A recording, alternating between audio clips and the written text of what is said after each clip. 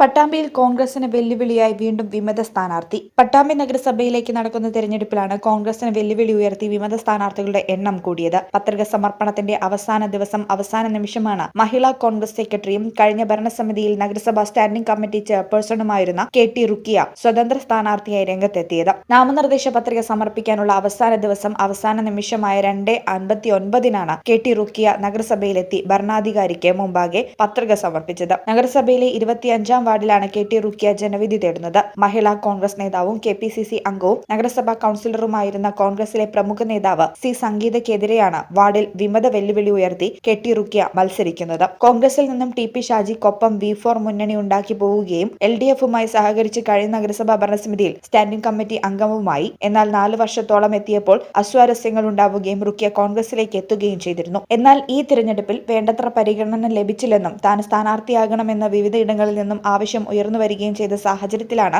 സ്ഥാനാർത്ഥിയാവുന്നതെന്നാണ് KT റുക്കിയയുടെ വിശദീകരണം. TP Shaji വീണ്ടും കോൺഗ്രസിലേക്ക് വന്നതിന്റെ ഭാഗമായി ബ്ലോക്ക് സെക്രട്ടറി P അബ്ദുൽ വാഹിദ് കോൺഗ്രസിനെതിരെ വിമത സ്ഥാനാർത്ഥിയാവുകയും വാഹിദിന് LDF പിന്തുണ നൽകുകയും ചെയ്തിട്ടുണ്ട്. ഈ ചാനൽ പട്ടാമ്പി. ഇടനെഞ്ചിലെ സ്വപ്നം മികച്ച ജോലിയാണെങ്കിൽ ഇനി ചിറകു വിരിച്ചു പറക്കാം. Empire College of Science. Empire College of Science, Moondal, Kuttipuram, Malappuram.